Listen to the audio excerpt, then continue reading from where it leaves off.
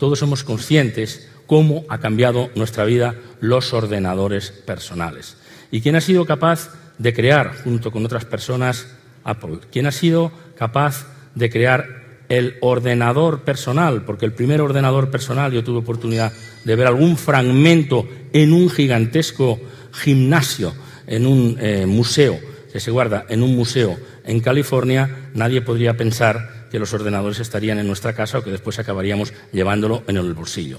Por eso, cuando tenemos la oportunidad, y pocas veces se tiene la historia, de estar ante grandes personajes, que han sido ellos y no otros los que lo han creado, pues es sin duda un gran acontecimiento. Así que es un honor extraordinario para el Congreso de Mentes Brillantes recibir, porque está con nosotros y no por videoconferencia, el señor Steve Wozniak. Adelante. Gracias. Muchas gracias.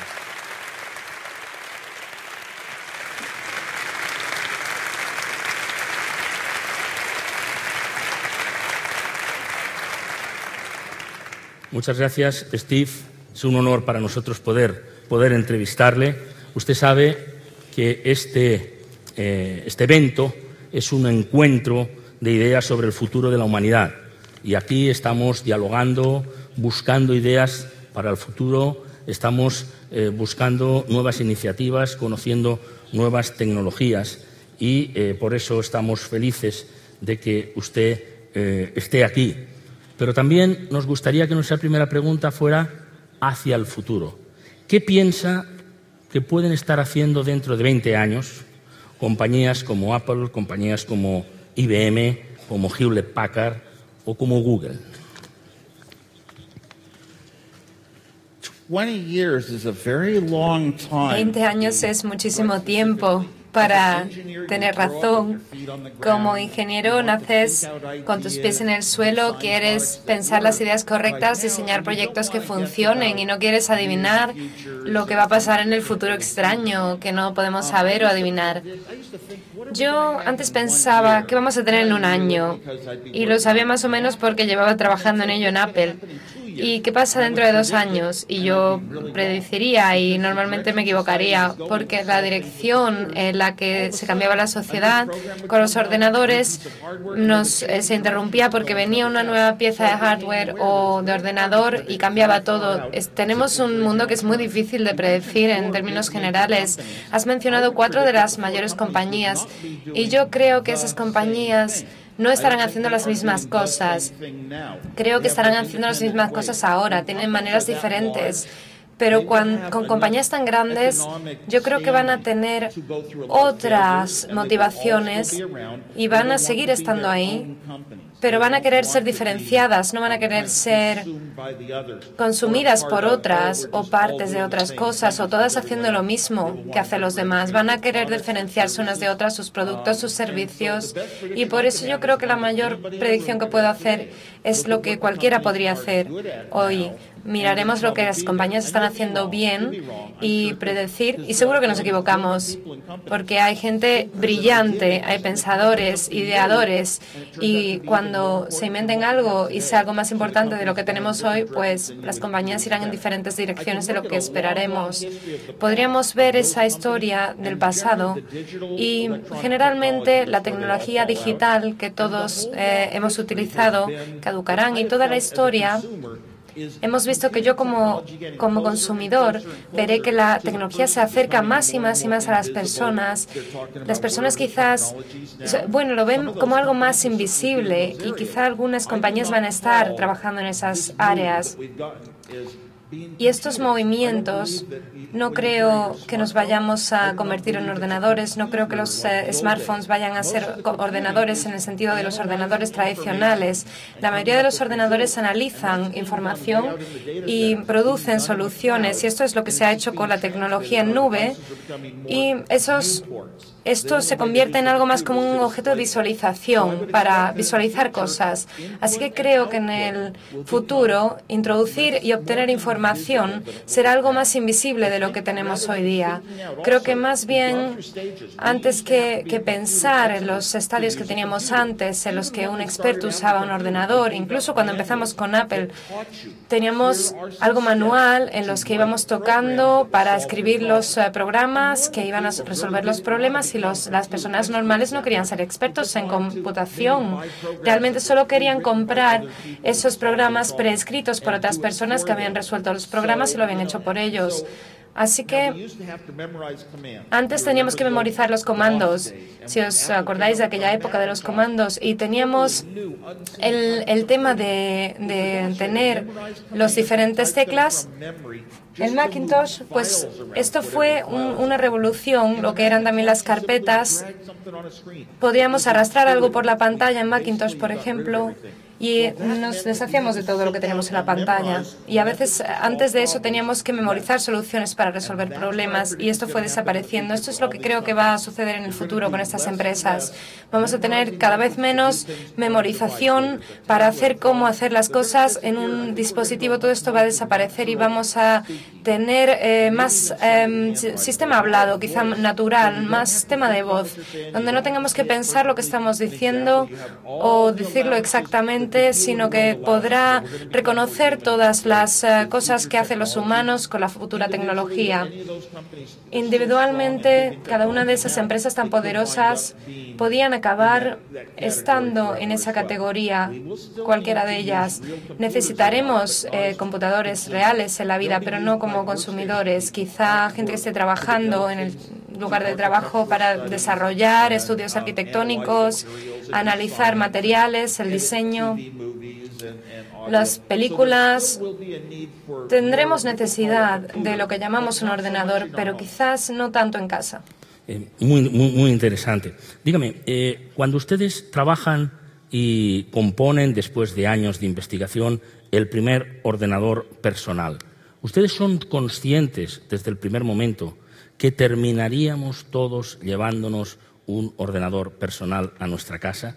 Es decir, ¿ven ya en aquel momento la dimensión que puede tener después esto en el mercado?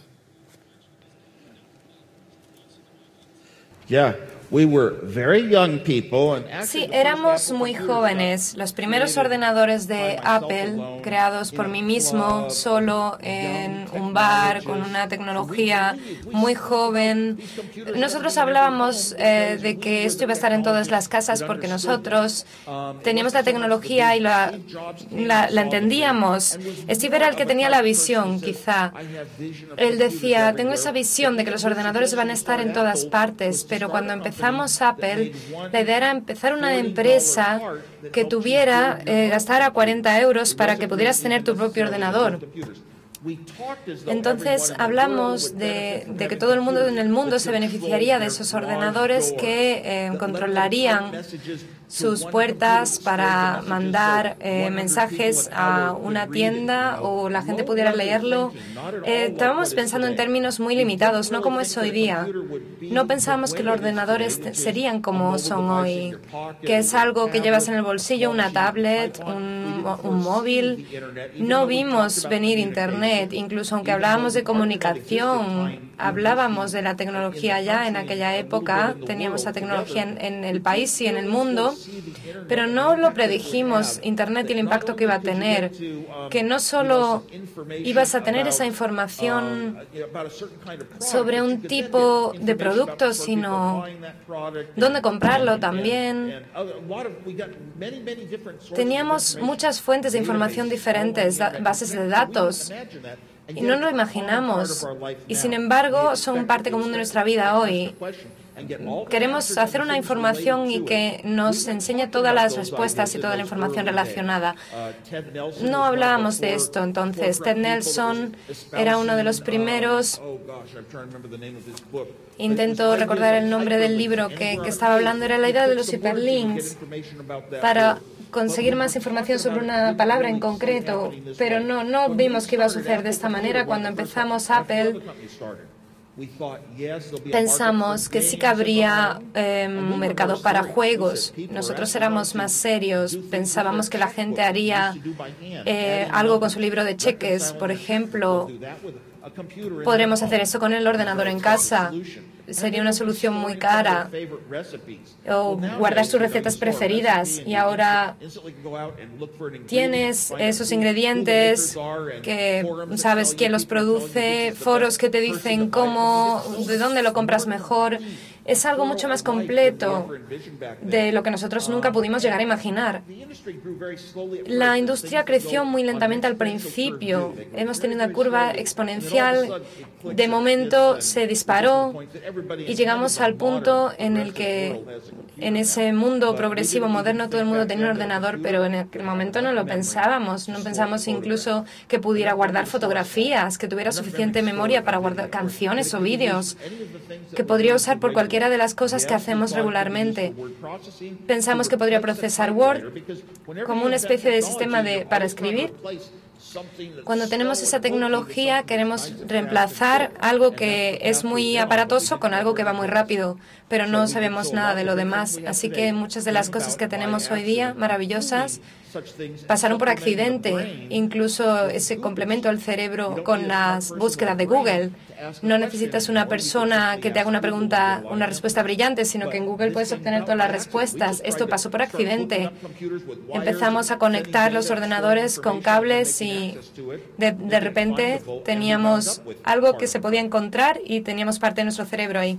Yo le agradezco sus respuestas y le agradezco la sinceridad, porque cuando dice no vimos venir Internet, o cuando dice el impacto de lo que fue, no vimos el impacto que podía tener, no pensábamos que podía tener guardar fotografías, guardar vídeo. Yo le agradezco mucho la sinceridad, porque ahí hay un punto de... Han hecho ustedes una cosa muy grande para el desarrollo de la humanidad, pero ustedes hablan con humildad de que todo no lo vieron venir, que no está la perfección. Pero bueno, Internet está aquí. Y yo he leído una entrevista en la que usted decía que la tecnología cloud, la tecnología de la nube, podía traernos bastantes problemas. Y me gustaría saber qué quería decir con esto. Es decir, ¿cree que podemos utilizar la tecnología de la nube sin daño para la intimidad de las personas, para los datos de las empresas, para los negocios? ¿Hay riesgo ahí? Yes. On this issue, I have been misunderstood. En este tema sí hay mucha gente que no ha entendido bien lo que yo quería decir en la entrevista, porque la nube es fantástica, tiene tantos beneficios que es algo fantástico. Todos los expertos tienen que conocer la nube. Tenemos un coche, pero no queremos tener que repararlo. Queremos que esto funcione solo. Y la nube es muy beneficiosa para nosotros. Pero hice un comentario. Quería decir que podía haber... Yo, por ejemplo, tuve problemas en la nube. Por ejemplo, hay cosas que van cambiando y que no están bajo nuestro control. Cuando compramos un aparato nuevo y lo usamos todos los días, no cambia en 40 años. Pero si está en la nube, puede que de repente todo cambie. O que sin notificaciones las cosas cambian, se mueve la configuración, las características que teníamos desaparecen, aparecen unas nuevas. Esto ha pasado un par de veces. Incluso he tenido accidentes con sincronización de programas que se borraban con cuentas completamente. Y la primera vez que ocurre dices, oh, madre mía, ¿qué ha pasado? Pero claro, no tienes derechos, pierdes los derechos de propiedad. Porque cada vez que hacemos clic en OK, y yo ahora tengo miles de cuentas. Cada vez que quieres comprar algo en Internet, tienes que configurar una cuenta, abrir una cuenta, vale, sí, OK, estoy de acuerdo, digo, sí, acepto, y nunca leemos todos los documentos legales. Así que cuando alguien escribe este contrato y lo firmamos, siempre firmamos y luego tienen el derecho de eliminarlo y puede desaparecer, no hay responsabilidades y es nuestro problema. Así que creo que mucha gente que empieza ahora a utilizar las cosas mucho, si dependen demasiado de las cosas en la nube, a mí me ha ocurrido. Y esto creo que sucederá también a otra gente, y habrá gente que de repente desaparecerá lo que tienen en la nube. No creo que esto cambie nada. La nube es fantástica, es algo gigante, no podemos eliminarla y va a continuar, pero me encantaría que hubiera alguna especie de regulación para que cualquier cosa que almacenemos en la nube sea nuestra, nos pertenezca a nosotros y no al servidor que la mantiene. Porque para esto tienen que pedirnos permiso. Yo lo que defiendo es la propiedad en la nube. Por eso tenemos que democratizar la propiedad de nuestros archivos en la nube, de nuestra información en la nube. Esto es lo que yo creo y con esto he crecido con estos valores en los Estados Unidos. Por eso, yo incluso pagaría un poquitín para saber que esta propiedad en la nube es mía, para que se proteja mi nube. Está bien, parcelas, habrá que parcelar la nube, pero está muy bien la aclaración. A nosotros nos gustaría saber a Steve Wozniak personalmente qué tipo de tecnologías le atrae. Por ejemplo, ¿sigue usted con enorme interés o no la inteligencia artificial? ¿O sigue los avances de otra tecnología? ¿Qué es lo que le apasiona de lo que hay en este momento en el mundo tecnológico? All my life I haven't really Toda mi vida he tenido una dirección proactiva de lo que quiero perseguir. No he tenido esta dirección. Yo simplemente he seguido algo que he visto, que me ha gustado. Toda mi vida quise tener un ordenador, por ejemplo, y creé ordenadores. Iba a ocurrir. Era algo que en un momento de la historia que iba a ocurrir. Así es como yo funciono. Me enamoré del hecho de que las bases de datos grandes, donde se hacían los ordenadores, se reemplazaban los discos de memoria por chips. Teníamos esas tablets, incluso los ordenadores. Tenemos esos discos en los que las empresas tenían diferentes filosofías y a mí me llamaron para echarle un ojo a esa arquitectura creativa, incluso si era un edificio, basándome en los bloques que había disponibles. Entonces, esto venía de empresas que, por ejemplo, desarrollaban chips. Mirar los chips y ver lo que ibas a hacer con ellos. Y era una estructura muy simple al final. Esto es verdad hoy en electrónica. Quizás tenemos 10.000 millones de piezas, en fin. Entonces, la electrónica me gustaba. Y teníamos esos NAND flash chips de Intel, de Micro, de Samsung, de muchos otros que se insertaban directamente en el ordenador para que el ordenador tuviera esa conexión con la memoria. Había otra alternativa con la base de datos que costaba muchos más y teníamos la fibra óptica con un canal, con un panel, con un montón de discos duros y todos los canales y a veces duplicabas 100 veces la información para obtener el rendimiento que necesitabas. Imagínate para las redes sociales todos estos chips y quitarte todos esos pasos intermedios, conversión de datos, transmisión de datos, es más fiable, es más comprensible, es más rápido y tiene mejor coste. Esto es lo que vi, la filosofía Fusion.io. Entonces, esto es lo que estoy siguiendo. Yo me encanta la tecnología que veo, cualquier aparato. Si veo quizás una marca de smartphone que tiene una pequeña característica que dijo, wow, quiero verlo, quiero enseñárselo a otras personas. Así crecí yo. Yo crecí con la tecnología. Algo que tú decías, madre mía, quiero aprender los secretos. Es tan valioso en la vida. Yo tengo un pequeño aparato de 40 euros de Amazon que pulso un botón y entonces cuando estoy en el aeropuerto mi maleta pita para que pueda encontrar yo la maleta rápidamente y me encanta ese aparato. No ves a nadie que tenga esto, pero está disponible. En cuanto a la tecnología del futuro, yo creo que toda mi vida he creído que los ordenadores podían resolver los problemas, pero no podían pensar cómo hacerlos. No tienen la intuición del cerebro humano. Siguen sin tenerla. Los ordenadores siguen sin tener esa. Tenemos que ir a la escuela para aprender esto. Intentamos aprender cómo está conectado el cerebro y no lo sabemos. Hemos descubierto cosas por accidente, con la búsqueda de Google, por ejemplo. Tiene mucha información sobre las partes del cerebro, pero realmente no sabemos cómo funciona el proceso de pensamiento. Queremos averiguarlo y siempre he dicho, nunca construiremos un ordenador que funcione como el cerebro humano, que sea tan listo como un cerebro. Tenemos ese libro de singularidades. Habrá un momento, un punto en el que la tecnología computacional tenga tantas áreas que tengamos esa capacidad de analizar información, pero yo creo que nunca pasará. Olvida la singularidad. Y sí que escucho mensajes que dicen que podemos predecir algunas curvas que están creciendo exponencialmente. Podemos hacer esa trazabilidad.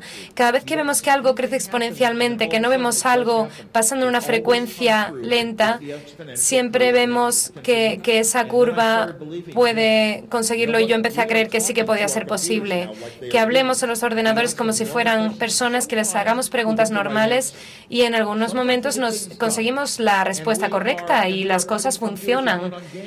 Y tenemos los ordenadores en los concursos que le responden junto con concursantes humanos y no les va mal. Esto es, por ejemplo, tenemos el ajedrez en el ordenador.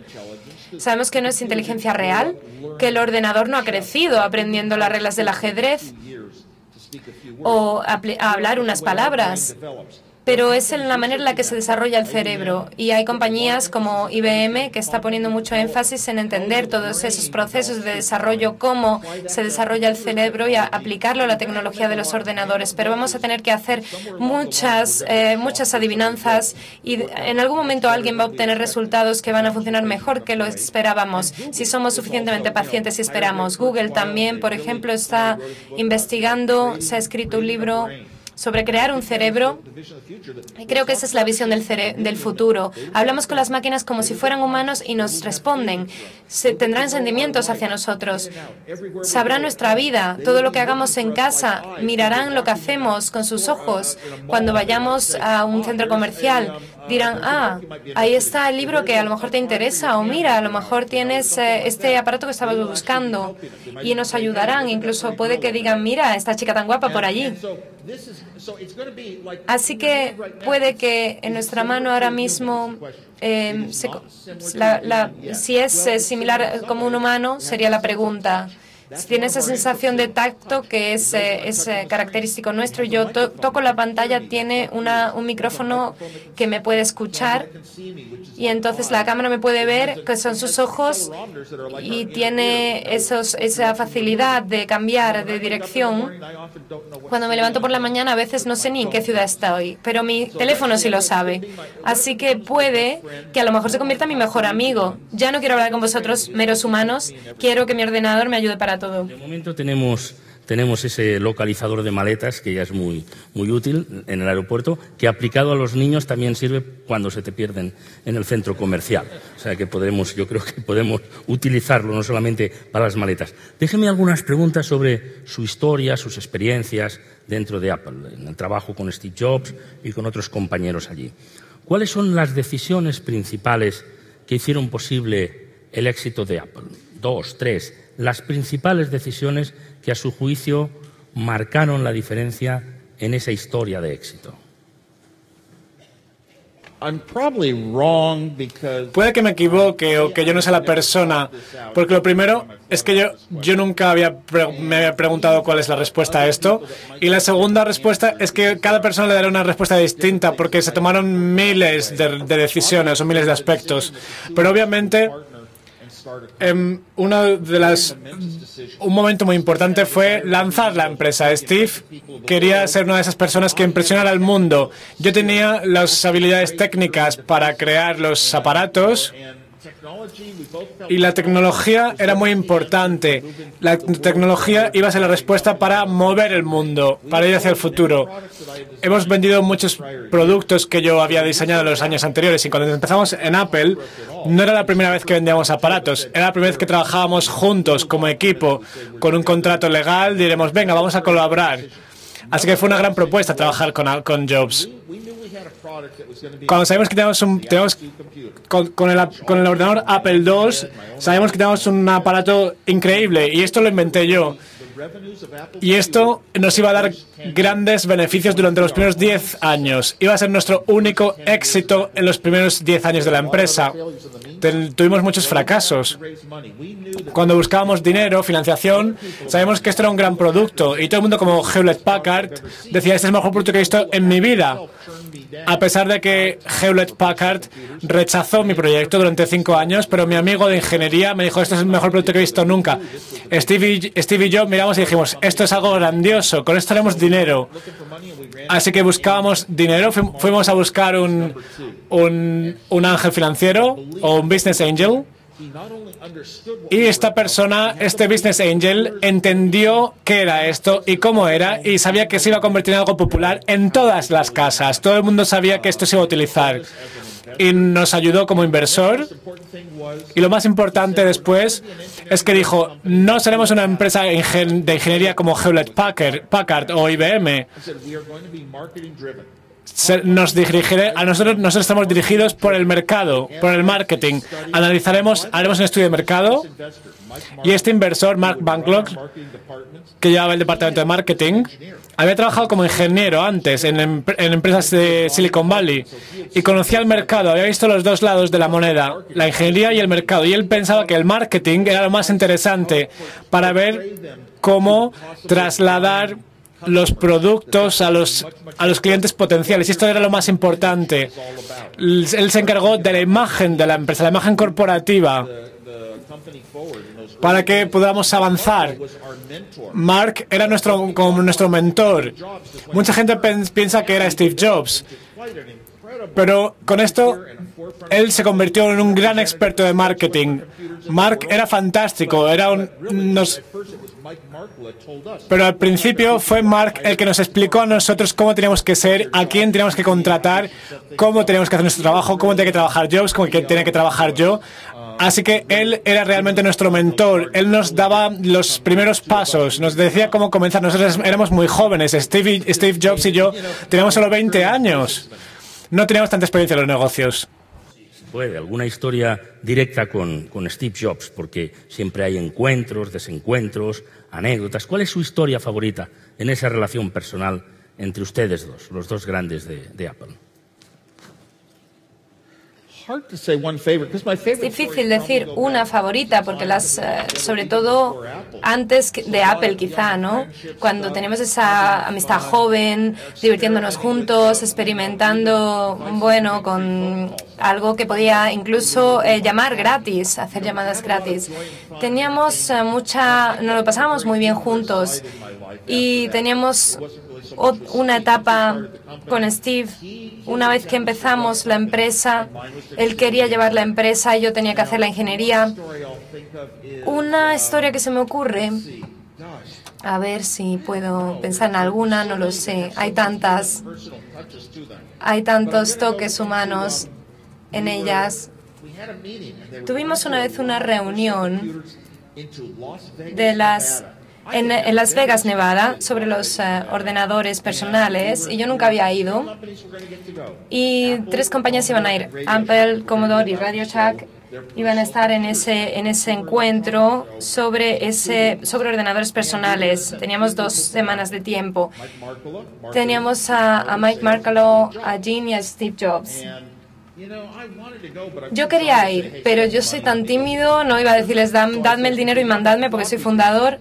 Teníamos un floppy disk, teníamos un disquete y podíamos enviarlo, y Mark dijo, vale, pues yo voy. Entonces le di yo pensé que iba a hacer eso, iba a poner el programa. Si conseguía hacerlo, en 2 semanas iba a ir a Las Vegas. Yo, bueno, tenía esto así planeado como un objetivo personal.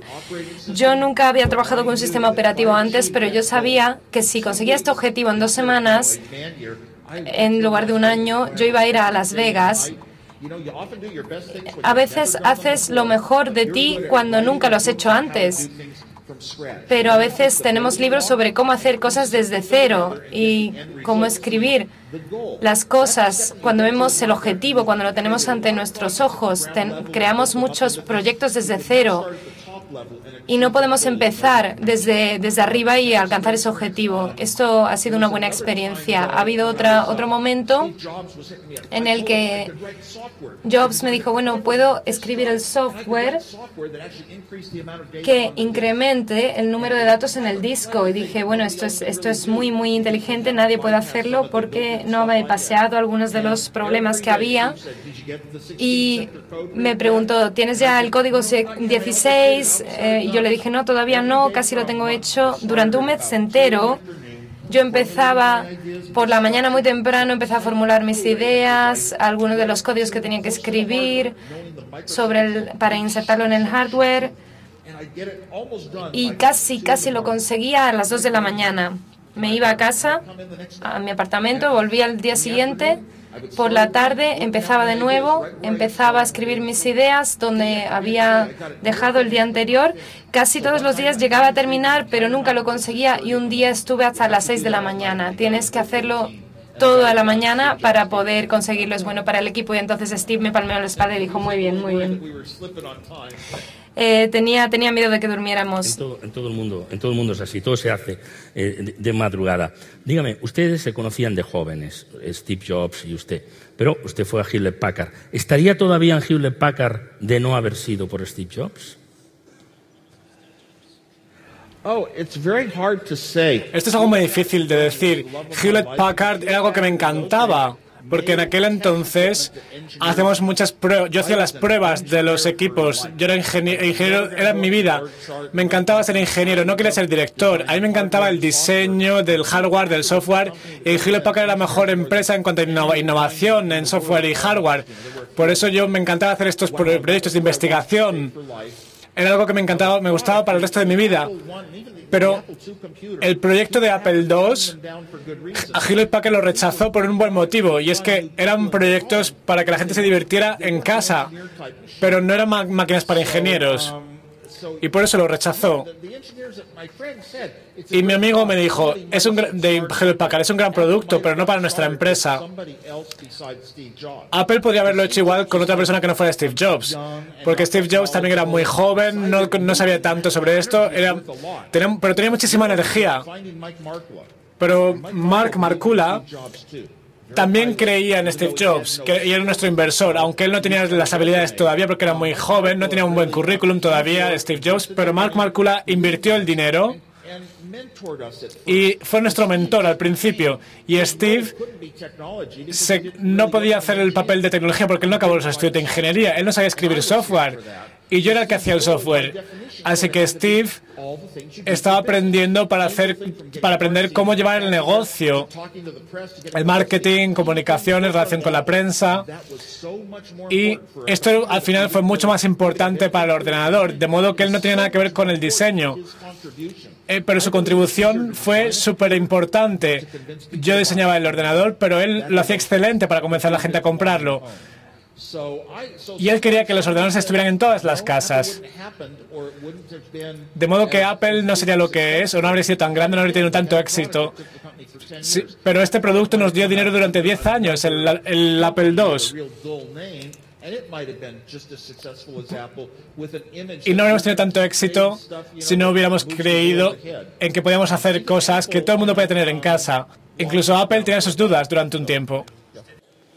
Pero ustedes siempre, normalmente, lo que sucede es que por un lado están los ingenieros, por otro lado están los de marketing y de comunicación. ¿Usted siempre creyó que el diseño, la elegancia, la presentación tenía que ir de la mano de la innovación tecnológica? ¿No hubo la tradicional distancia entre los ingenieros y los comerciales, digámoslo así, los del diseño? Apple is known very much for that. Sí, Apple se le conoce por esto y a Steve Jobs es conocido por esto. Siempre su legado iba a ser así. Eso es lo que se le daba bien. Él veía algo y decía, debería tener una forma mejor, vamos a mejorarlo aquí, vamos a mejorarlo allá. Porque él no tenía habilidades en el sentido de ingeniería. Todos mis temas de ingeniería yo siempre quería diseñarlo de la manera más eficaz posible y la gente miraba el diseño, cómo hago los chips con el cableado, cómo tomo las decisiones del software y bueno, lo veíamos de esa manera diferente, pero la gente que sabía de diseño de esas cosas sabía el producto final. Por ejemplo, el Apple II, Steve Jobs fue el que, aunque no hiciera la ingeniería, fue responsable de la carcasa, porque nosotros teníamos esos interruptores que nadie lo entendía para los ceros y para los unos. Y teníamos esa pantalla, ese método tan simple que fue como una máquina de escribir. Teníamos esa especie de máquina de escribir, esa caja de madera, y esa caja fue la que nos inspiró. Y Steve es el que dijo que había que tener una carcasa de plástico o de un material diferente. Él estaba muy preocupado por el material. Esa imagen es un concepto de marketing. La imagen que les da a la gente de lo que está dentro tiene mucha importancia en el exterior. Y él está apasionado por esto. Y otros temas es que trajo un ingeniero de diseño que diseñó una fuente de alimentación poderosísima que no se calentaba dentro de la carcasa para que fuera más eficiente. Así que durante mucho tiempo no permitimos que hubiera ventiladores en nuestros productos porque una vez conseguimos no hacerlos, pero ahora tenemos que los necesitamos, por supuesto. No sé cuál era la pregunta, pero... La pregunta Ya la ha contestado. La pregunta era la relación entre la tecnología y el diseño. Ya ha contestado usted. Yo no creía en Hewlett Packard en el sentido de que la empresa no querría estar relacionada con esto que ya estábamos construyendo, pero seguro que cualquier otra empresa habría creado el Apple si nosotros no lo hubiéramos hecho. Y en otras ocasiones Steve Jobs nos dirigía de esta forma y era muy lógico todo lo que hacíamos. En el ámbito de la educación, si le parece. Hoy mismo usted ha recibido el doctorado honoris causa por la Universidad Camilo José Cela y son conocidas sus actividades benéficas, siempre favoreciendo el ámbito de la educación. Creo que usted ha dicho que si no hubiera sido ingeniero, le hubiera gustado ser profesor de quinto curso. Un maestro de quinto curso. Ayer teníamos aquí al profesor Marina que decía, no, yo soy catedrático de bachillerato, es decir, de enseñanza media. Háblenos de cómo cree que se está utilizando la tecnología en la educación, usted que está tan cerca de esa cuestión. Sí, es cierto. La verdad es que me habría gustado también ser un profesor porque es algo muy importante. La educación es muy importante para todos. A veces decides y está en tu corazón, está en el centro de tu vida. Yo decidí ser ingeniero, le dije a mi padre, papá, voy a ser ingeniero.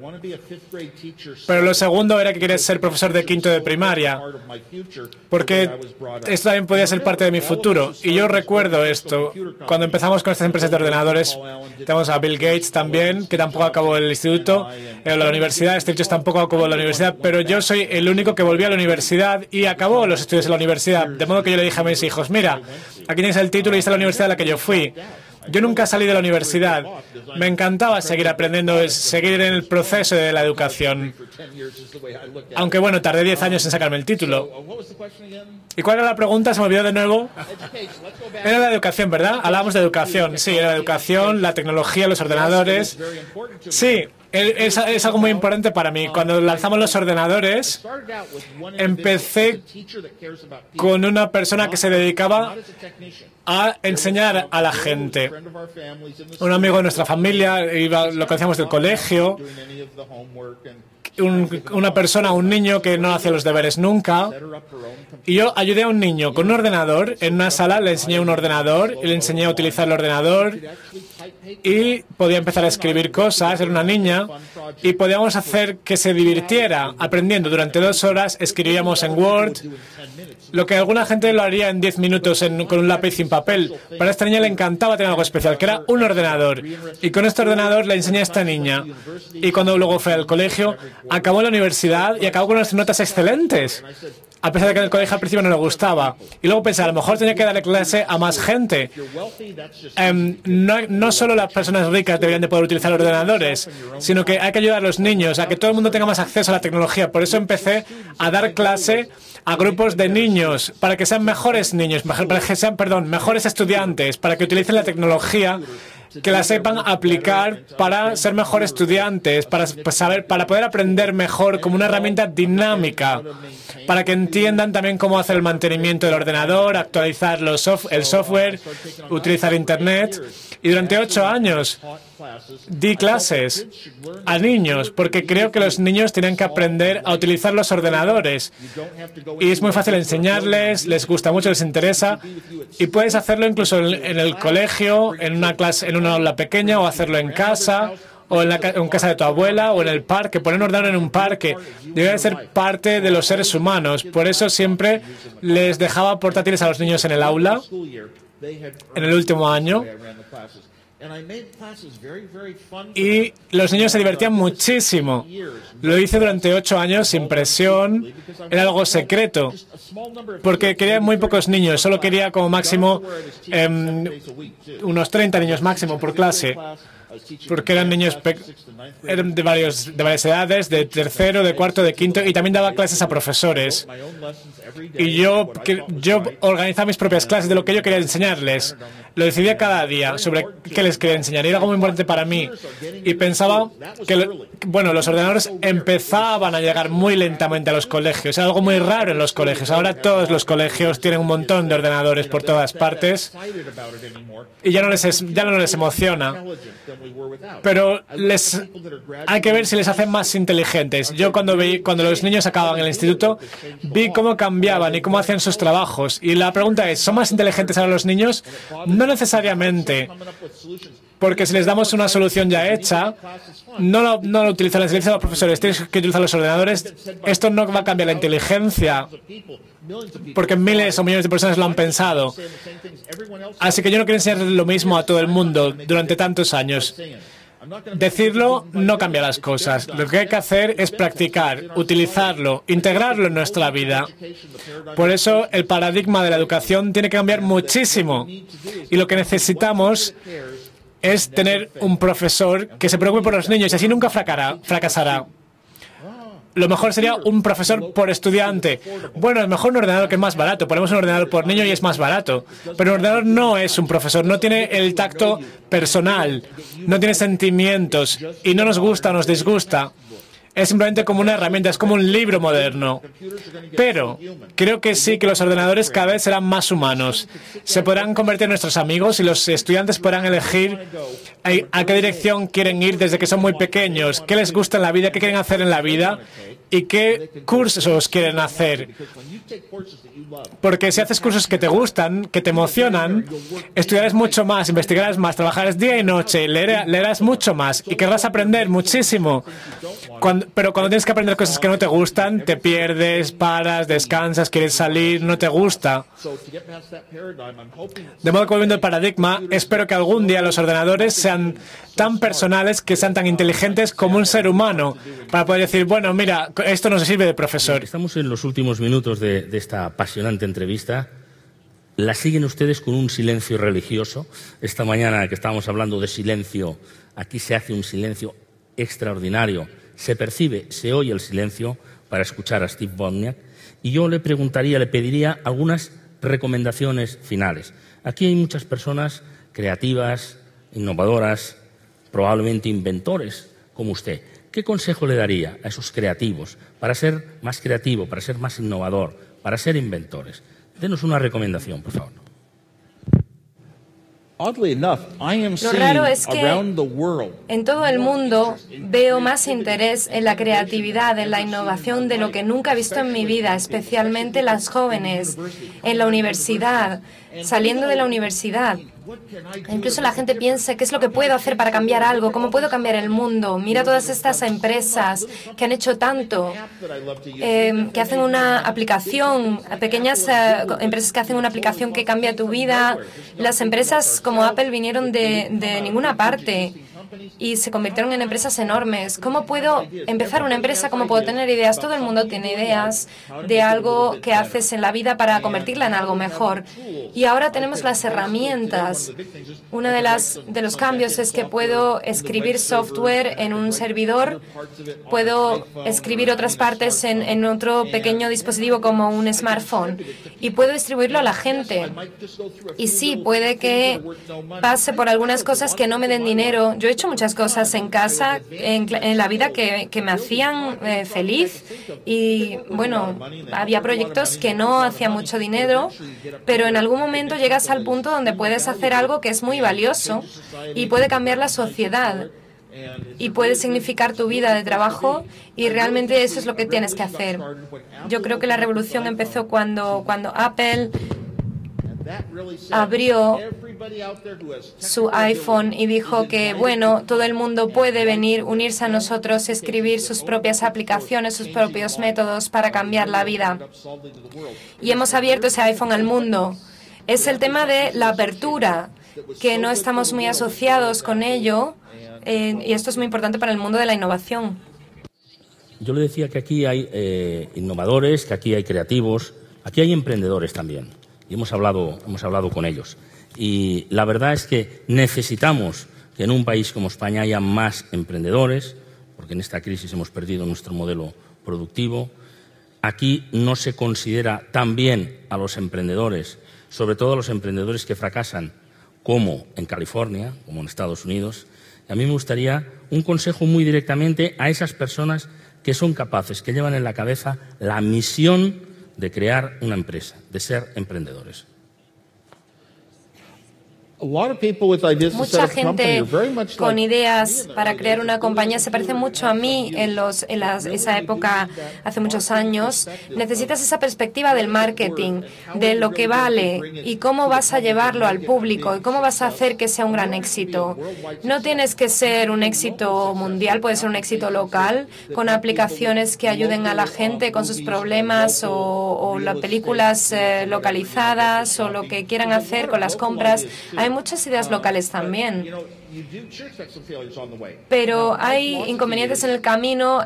Mi filosofía es que emplees tan poco dinero como puedas cuando empiezas en el garaje, en casa, cuando trabajes sin necesitar mucho de inversión, desarrollar tus ideas, crear un modelo de trabajo, incluso si ese modelo es una representación virtual en la pantalla, algo que puedas comprobar si funciona y que otras personas lo prueben. La mayoría de las ideas que piensas que tienen valor, utilidad en la vida y dices, puedo usar esto para mejorar mi vida, es muy difícil ver que el mundo el resto del mundo lo vea así también. Y puede que no tenga valor esta idea del $1.000.000. Tienes que ser muy sincero contigo mismo y que otras personas lo prueben para averiguar si realmente funciona. Yo recuerdo bastantes años atrás que quizás en Madrid, hace unos 6 o 7 años, me encontré con 2 niños que tenían unas ideas. Había llegado Facebook. Si pudieras, con el smartphone, si pudiera decirte cuándo estás cerca de personas que se parecen a ti, que tienen afinidades. Y ahora tenemos, por ejemplo, diferentes aplicaciones sociales con GPS para hacer esto por nosotros. Son ideas grandes que están ahí y a veces tienes que tener ese valor, esa confianza para probar si esa idea que es tan buena para ti es buena para el resto del mundo y tienes que poner algunos recursos, pero como decía, empieza tan lento como sea posible desarrollando tus ideas con poco dinero y no tengas miedo de hacer cosas que nunca se te ha enseñado a hacer. Abrir libros, buscar online, encontrar cómo se puede crear un software o una nueva pieza de hardware y usa cosas nuevas, a veces pequeñas piezas de hardware, tenía muchísima tecnología en ellas, pequeñas cosas. Creo que nos ha dado usted unos consejos extraordinarios, francamente magníficos. Atención, emprendedores, no basta solo con el producto, atención al marketing, poco dinero, mucha austeridad, trabajar en el garaje de casa si es posible, hagamos, yo también soy emprendedor, representación virtual de las pruebas y aunque creamos que nosotros tengamos aquella magnífica solución, tenemos que convencer a los demás, si no, no vale para que esto funcione. Steve, ha sido un honor, un placer. Estamos felices de tenerle aquí y ojalá podamos verle en algún otro momento. Gracias por su papel histórico en el desarrollo de la tecnología. Muchas gracias, bienvenido a España. Un abrazo. Thank you all. Thank you very much. Thank you very much. Great conference. Oh, I love it. Love what it's all about. Thank you very much.